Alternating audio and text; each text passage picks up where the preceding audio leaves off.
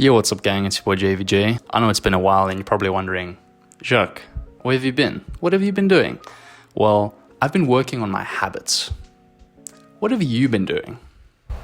Probably watching some TikTok, some Subway Surfer, because it's the only thing that keeps your attention. Anyways, today we're going to be talking about Atomic Habits and why it's the best book of all time and why you should read it right now. You should leave this video right now. Click off, go to your local bookstore, go buy Atomic Habits by James Clear. Or actually immediate access, go to Kindle right now, read it. I'll wait here.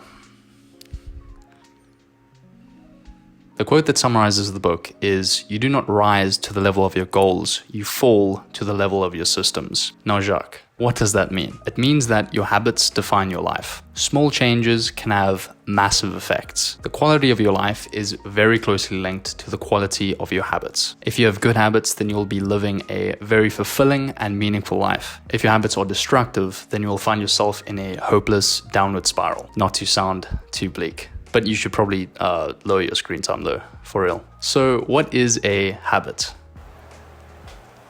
A habit is a routine or behavior that is performed regularly and in many cases automatically. The changes that seem small or even irrelevant at first can have massive effects, with their changes compounding over time. So think investing in the stock market and getting your interest compounded over time and getting big monies because of consistency. The key is to start small. If you're trying to take on too much at once, especially if the changes are quite big and opposite to your current identity, then you can very easily get overwhelmed and end up at a worse place than you were before you started. The aggregation of marginal gains is the secret to big changes over time.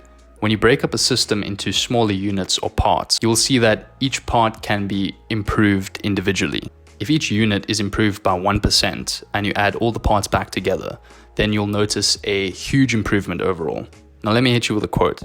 If you get 1% better every day for a year, you'll end up 37 times better by the time you're done. And that's just maths, bro. That is the power of small changes. The value of good habits and the cost of bad habits become increasingly noticeable as time goes on. This is one of the reasons that bad habits usually go unchecked until they have damaging repercussions, when we realize that we actually have to do something about them. And the most obvious one I can think of is when it comes to our health. Instead of taking the time and effort to do the things that would be good for our health now, we delay it to some point in the future, after the effects of our bad habits have already caught up to us and given us a pretty big wake-up call, forcing us to act then anyway, but with more severe consequences. We will need to act at some point, so we either do that now or we will be forced to do it later. Positive compounding happens when you automate good habits, leaving more energy for other, more important things. Negative compounding happens when little stresses persist over years and end up becoming serious problems. One of the biggest negatives of the compounding effects of habits is negative thoughts. What you focus on is what you see in life. The reason that bad habits are so hard to break is that they've already rooted themselves deep into your identity. And to quote my homie Aristotle, we are what we repeatedly do. Excellence, then, is not an act, but a habit. Goals have no real benefits besides direction. It isn't goals that get you to achieve what you want. It's the systems that you put in place to get there. Goals are about the results that you want to achieve. Systems are about the processes that lead to those results. Once a habit has been set, it sticks with you. And bad habits never go away completely, unfortunately, but they can be replaced with other better habits. And the cues to those bad habits can also be removed through things like adjusting your environment and stuff like that. Behavior change stems from your identity. Who you believe you are governs what you think and what you do. This impacts the way you do things and ultimately what you get as a result. If you focus on changing your identity to the type of person that you want to be, you will start doing the things that that person would do. Good habits are built successfully when they align with the person that you see yourself as. Habit building therefore requires you to free yourself from one fixed identity and replace it with an ever-changing perception of yourself that adjusts accordingly. If that sounded a bit too complicated, basically just be adaptable. To drill this in even further, I've got some more quotes for you. The most practical way to change who you are is to change what you do. Your habits shape your identity, and your identity shapes your habits. And remember, things that make you feel good in some way are things that get repeated. If you can link a reward with doing something, then you are more likely to repeat that in the future and vice versa. The main reason your brain remembers anything at all is so that it can predict what it needs to do in the future. So if a past action was rewarding, then it will be rewarding. This is why creating a system of immediate rewards is essential for good habit building.